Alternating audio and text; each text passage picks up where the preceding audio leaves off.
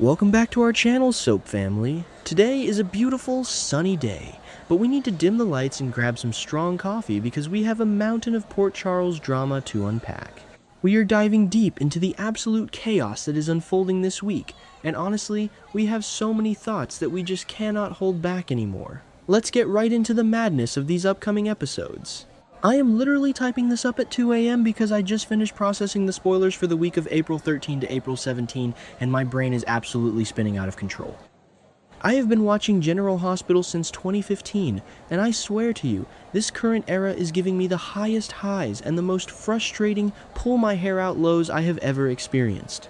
I cannot believe they did that with Willow. I mean, we all knew she was heading down a dark path, but this? This is a whole new level of unhinged, and I need to vent about it before I explode.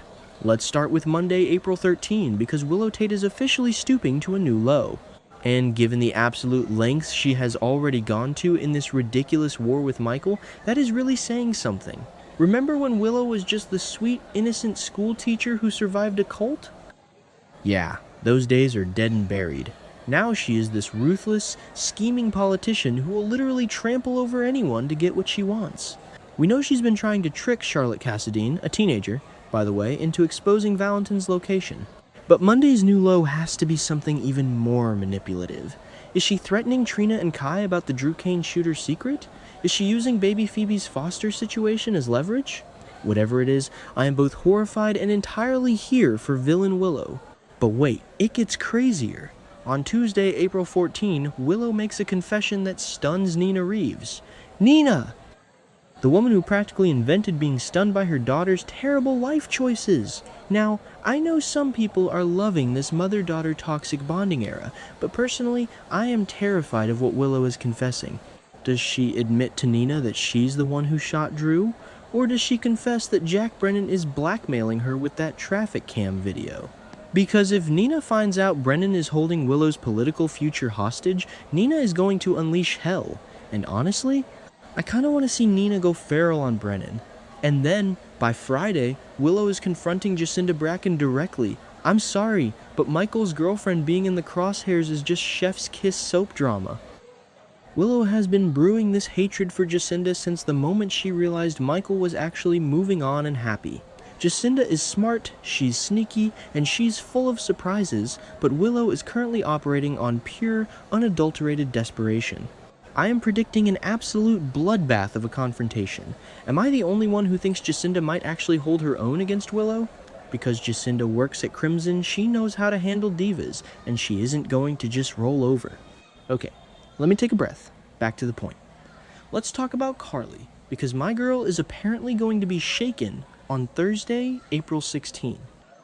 And we all know it takes a massive, earth-shattering event to rattle Carly Spencer. She has literally survived mob wars, hostage situations, and being stranded on islands. So what shakes her? Jocelyn Jax. Yes, Jocelyn is getting suspicious on Thursday, and a suspicious Joss is a dangerous Joss.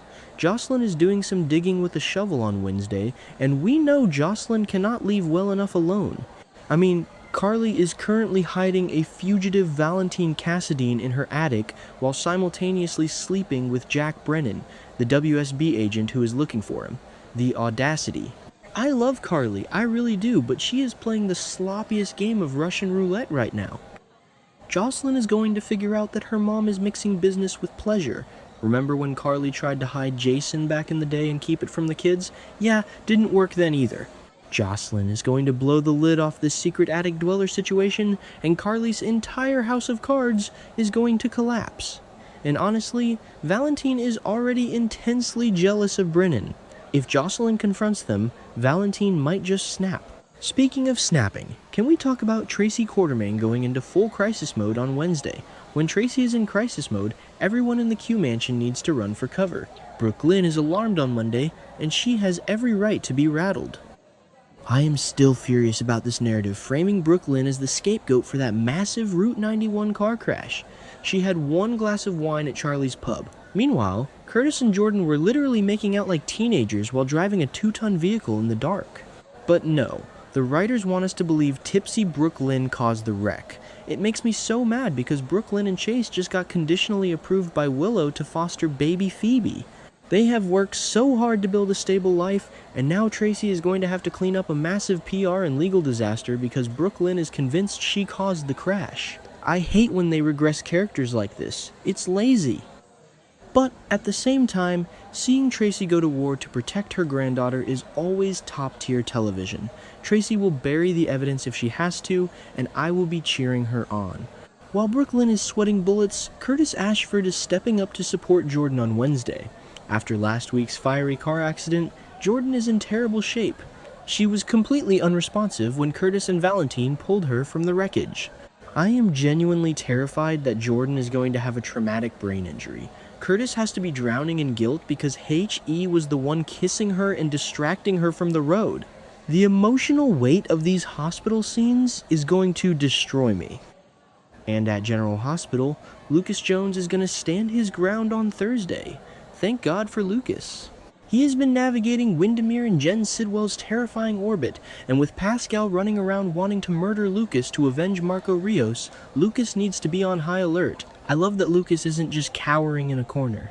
He is a doctor, he is a Jones, and he is going to stand tall. Wait, I'm getting ahead of myself again. I completely skipped over Britt Westbourne, my poor, stressed out Britt. On Tuesday, she has an awkward encounter.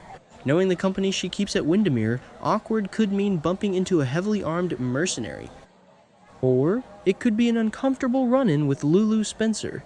Lulu is going to be taken aback on Tuesday, probably because her son Rocco has a raging infection in his hand and she has to rush him to the ER. Lulu is on edge trying to keep Rocco's secret that he shot Ross Cullum under wraps. If Britt and Lulu cross paths, Britt is smart enough to put the pieces together. But Thursday is what really terrifies me for Britt.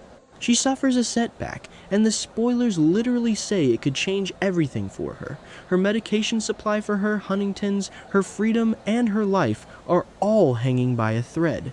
Ross Cullum is holding her meds hostage until she tells him who shot him on Pier 55. But Britt knows Cassius Faison, fake Nathan, warned her that Jen Sidwell wants to get rid of her permanently. This setback could be Cullum cutting her off entirely, or Sidwell finally making a move. I swear, if they kill off Britt again, I am rioting. I have been emotionally invested in her redemption arc for years, and they better not ruin it. Speaking of Sidwell, Ava Jerome is going to impress him on Wednesday. Ava, girl, what are you doing? This is such a dangerous game. She is still figuring out whose side she is on, but playing confidant to a grieving, murderous father who is fixated on destroying Sonny Corinthos is a recipe for disaster. Ava always thinks she is the smartest person in the room until the room catches on fire. Sidwell is given food for thought on Thursday, which means someone finally gets through his terrifyingly calm exterior. Could it be Ava manipulating him? Or maybe Cassius whispering in his ear? And then there is the Sonny Corinthos of it all. On Monday, ADA Justine Turner tips Sonny off. Someone gave the ADA a reason to pick up the phone, and we know Justine has been worried about Sidwell's retaliation. Based on that tip, Sonny decides to take a massive risk on Tuesday. Sonny acting on information he probably shouldn't have is classic Sonny, but the stakes are so much higher right now. Because while Sonny is taking risks, Rick Lansing is breaking terrible news to Alexis Davis on Monday. Neither of them is going to enjoy hearing this. Danny Morgan is trying to align himself with Sonny's mob. Danny Morgan, Jason's kid! Danny is fixated on Sidwell being the source of all of Jason's problems, and since Jason is rotting in WSB custody to protect Rocco, Danny wants revenge. Rick and Alexis are going to lose their minds trying to keep Danny out of the mob life. I know some people are loving dark, rebellious Danny, but personally, I am stressed. He already wrecked Charlotte's car in a joyride that caused the massive crash. The kid is a walking disaster right now. Let's talk about some of the lighter moments before I go back to panicking. On Monday, Gio Palmieri impresses Emma Scorpio Drake. After his acoustic performance at Charlie's Pub for Trina, Gio is proving he is far more than just a background character. They are heading to New York City for a Broadway getaway soon, and honestly, Emma deserves some happiness. She has been so stressed about her grandmother Anna being on a no visitors order. Gio is stepping up as the perfect boyfriend, and I am entirely here for this wholesome teenage romance. We need a break from the mob and the blackmail. But the wholesome moments never last, do they? Because Friday, April 17, is setting up to be a monumental cliffhanger. Christina Corinthos Davis is going to be caught off guard, and we all know why. Ethan Lovett is returning to Port Charles! I literally screamed when I read the casting news. Ethan was Christina's ultimate crush years ago, and he was so protective of her during the abusive Kiefer Bauer storyline. Seeing Christina, who is now so confident and self-assured, suddenly faced with her nostalgic past is going to be incredible television. I cannot wait to see their chemistry again. Also on Friday, Nina receives an intriguing offer. Given everything she is juggling, Willow's schemes, Jack Brennan's blackmail, Charlotte's secrets, this offer could change the game entirely. Is Brennan offering her a way out, or is someone else stepping in? Because on that exact same day, Laura Collins proposes an alliance that could reshape how Port Charles fights back against the people trying to control it. Dante Falconeri gives Laura a tip on Wednesday, and Laura is not the kind of mayor to just sit back and let her city burn. Is she proposing an alliance with Nina? With Sonny? With the WSB? Laura knows Sidwell is a massive threat, and she knows her former deputy mayor Jordan is currently fighting for her life in a hospital bed. Laura is going to assemble the Avengers of Port Charles, and I am so ready for it. So, to recap my chaotic thoughts, Willow is stooping to new lows and confronting Jacinda. Britt is suffering a catastrophic setback with her meds. Carly is visibly shaken because Jocelyn is digging up her attic secrets. And Tracy is preparing for a Quartermain legal war. Who survives this week with their plans intact? Honestly, probably nobody. Every single character is walking on a tightrope, and the writers are just handing out scissors. I am going to need a strong drink and a support group to get through these next 5 episodes. Let me know in the comments if you think Jocelyn is actually going to expose Valentine, or if you think Willow is going to completely destroy Jacinda. I need to know I am not the only one losing sleep over this. Until next time, stay safe out there in Port Charles, everyone.